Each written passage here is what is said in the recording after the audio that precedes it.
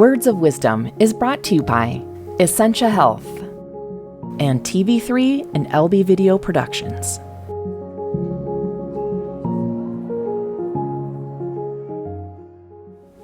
I'm Audrey Westby. I'm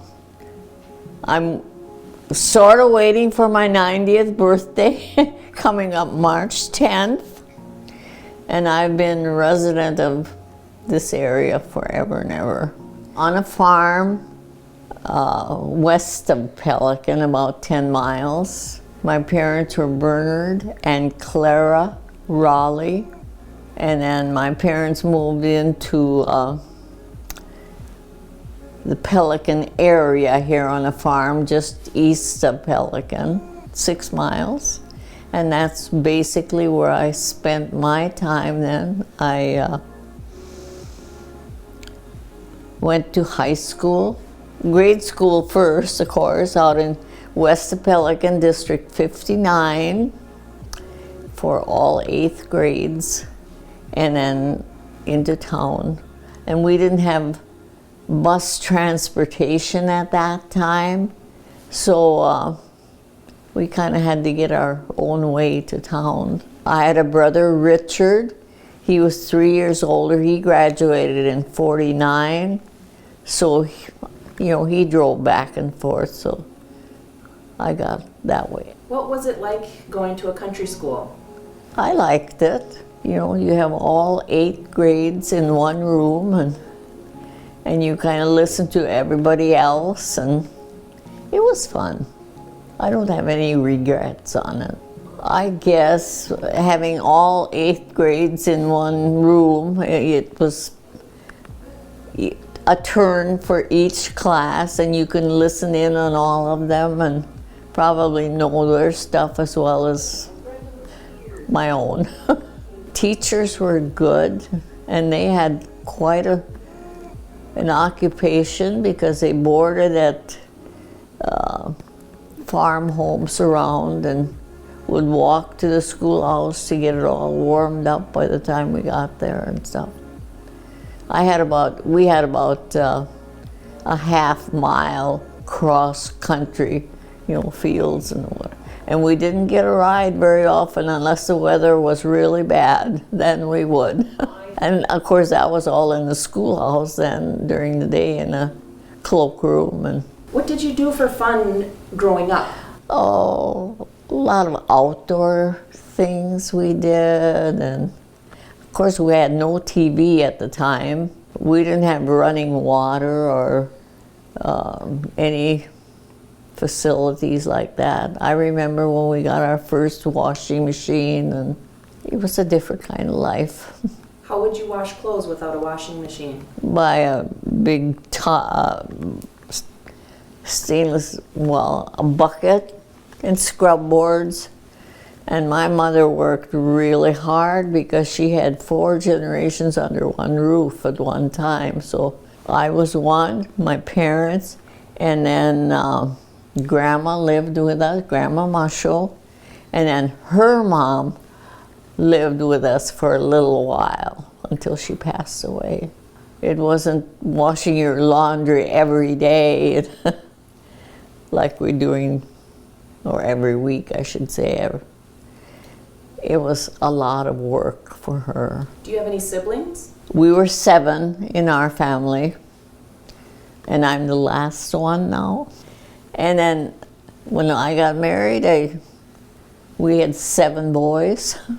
So 7 is a sacred number for us, I guess. Did you say your parents farmed? Mm-hmm. So what would you do? Would you help on the farm?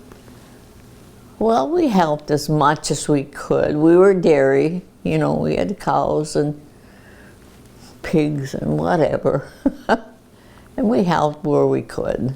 There was no grumping about doing this or that I remember. We probably did, but it was good.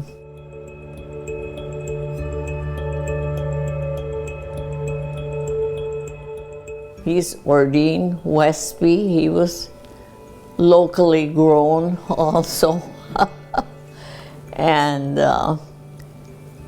he attended Crookston AC for 1 year, and then he had to come home because he had a little baby sister that was born, and he had to help out on the farm. We knew each other all along.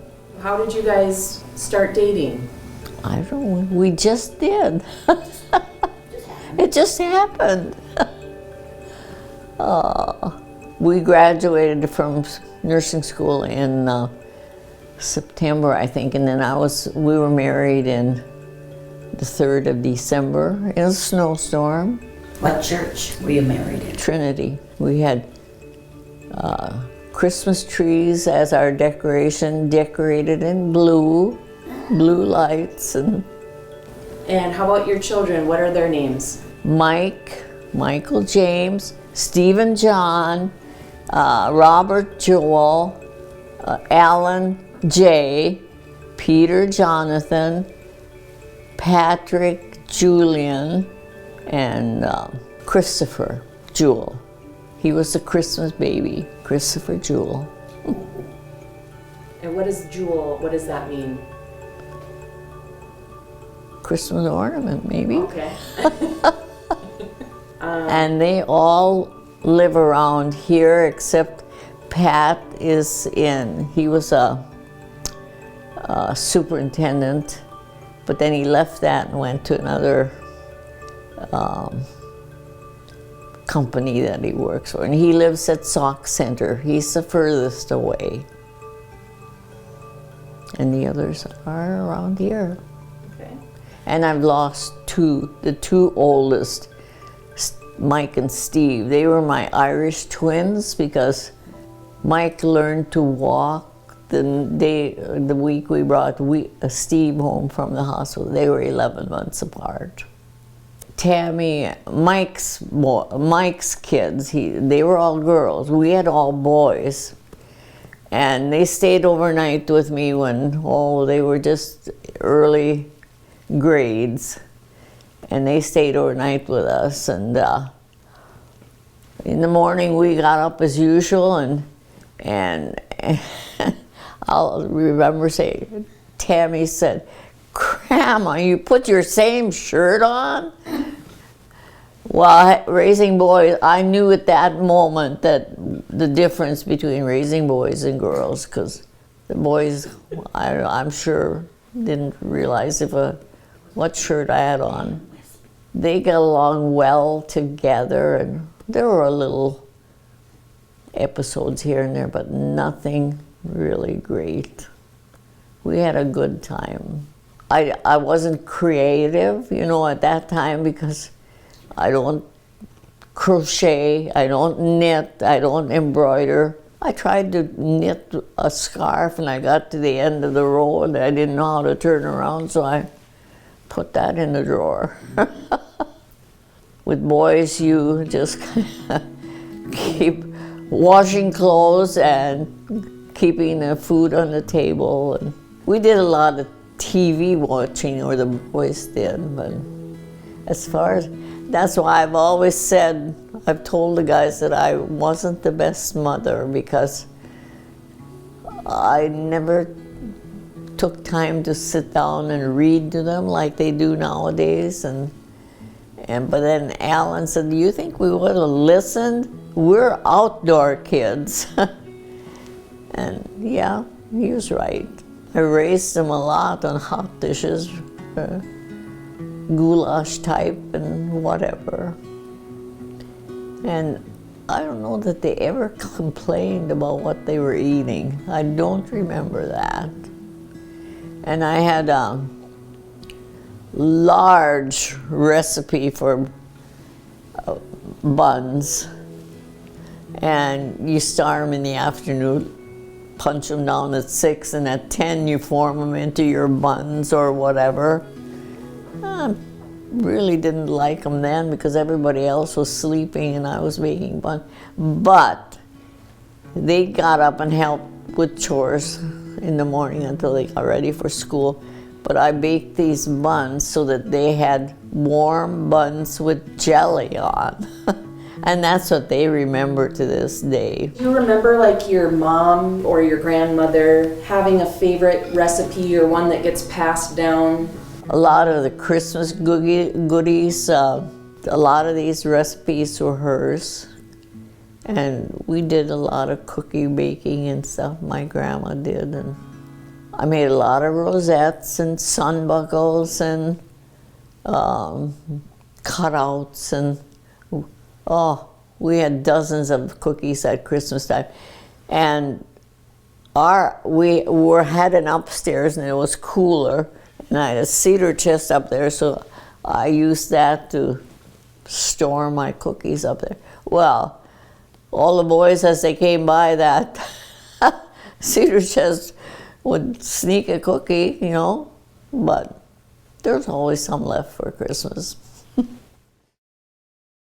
I had a son that was in basketball, and they won the state championship in 1984, and that was a highlight for me, really.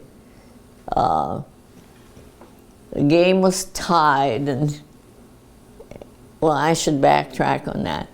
Pat was a little blonde-haired guy, and he'd come downstairs in the morning and he said, "Mom, you know, I had a dream. And the game was tied and I was supposed to shoot the free throws." But he woke up before he ever got them shot, so he never knew if he made them. And the funny thing about this is that's exactly how the championship turned out. They were, I don't remember the team we played, but the coach called a timeout. It was 6 seconds left. And we heard the opposite coach, and he said, "Plenty of time, boys, plenty of time." But 6 seconds left, and Pat was supposed to shoot the ball. Peter Wohler was on the team, and he circled around Pat and on the floor, and then he said, "Now!"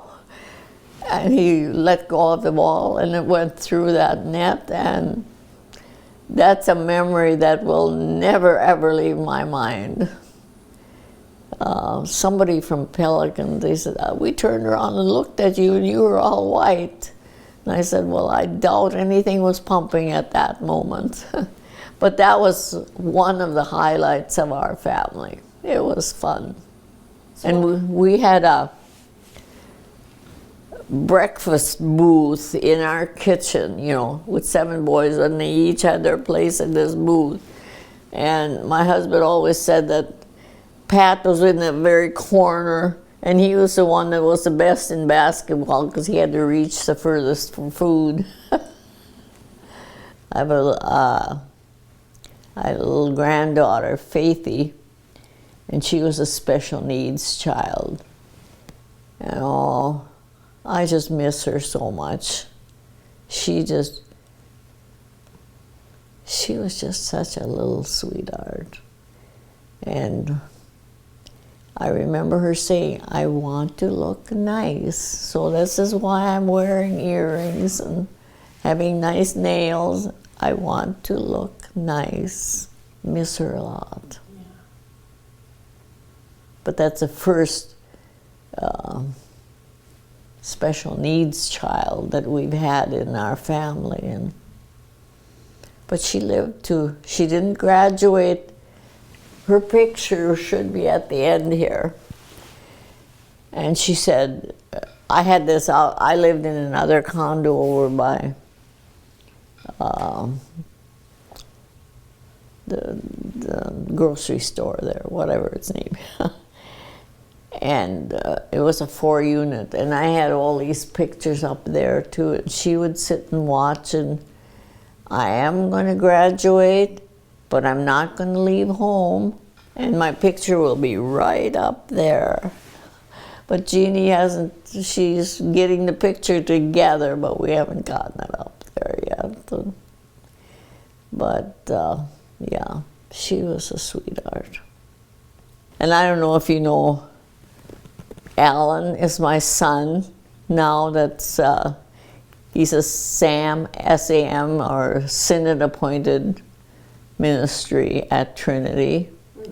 And he was number 4, and he says he was supposed to be a girl. So, but because of positioning, his labor was a little longer than others, and by the time he was born, I was crying because I was wore out, and they thought it was because he was a boy, not a girl. This is such a beautiful boy, the nurses said. Yeah, he was.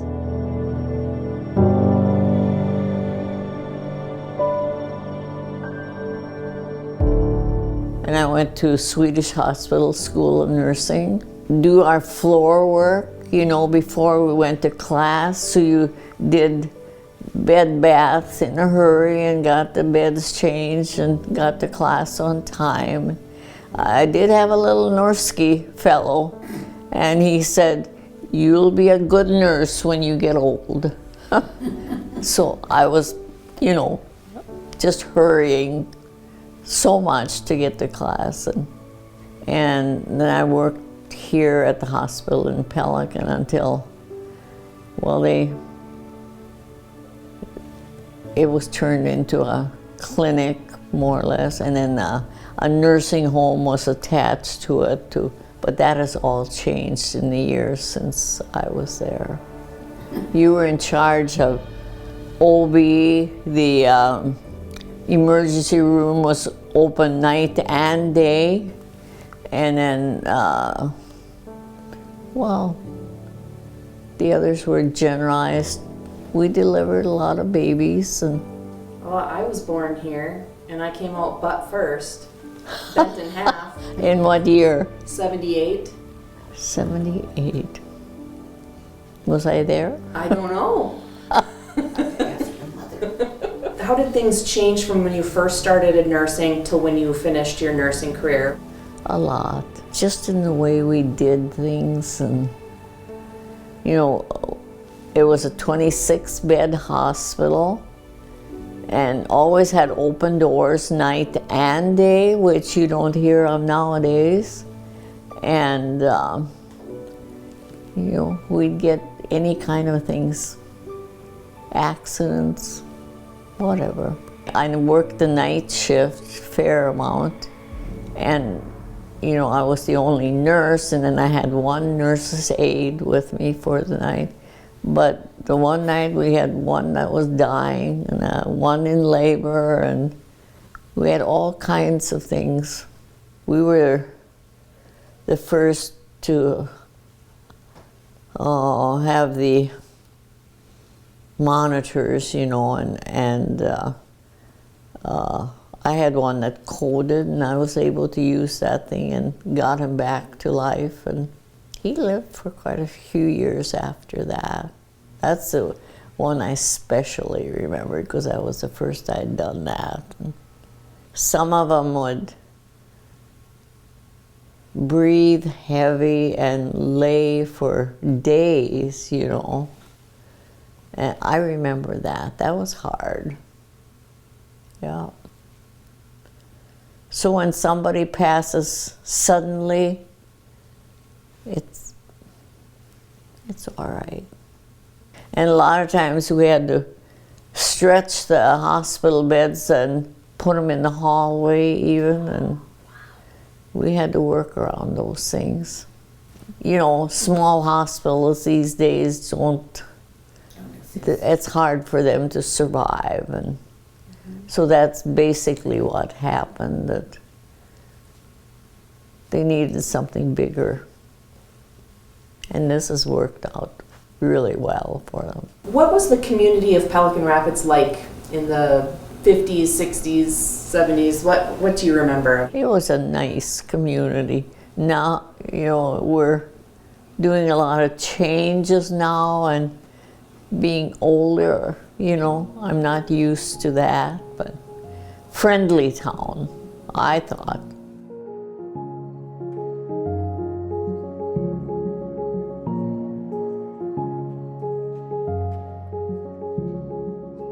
I'm a Herberger's fan. I've shopped at Herberger's, whether And I never walked out of there without something I really didn't need. But an interesting one, they had a discounted table of stuff there. And I saw this red purse. Oh, it was gorgeous.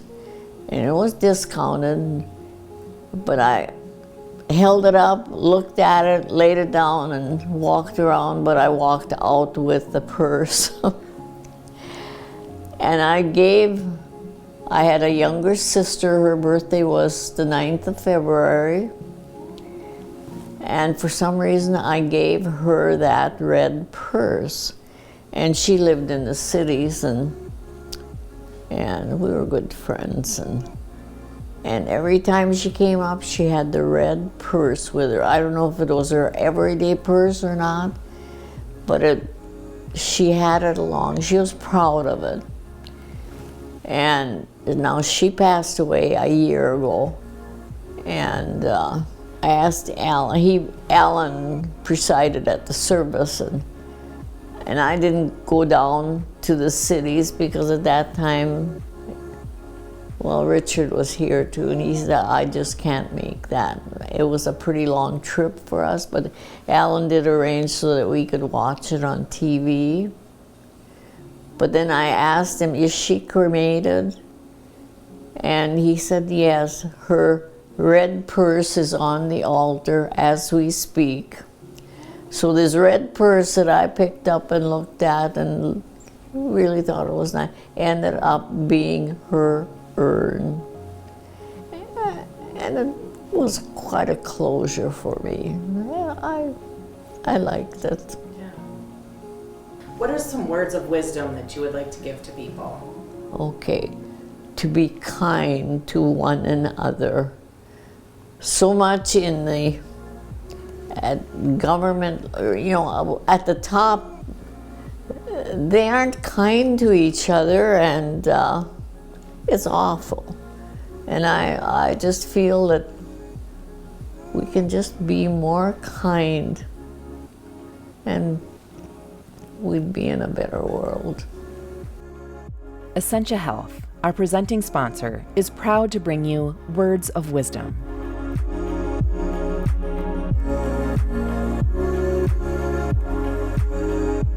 And TV3 and LB Video Productions.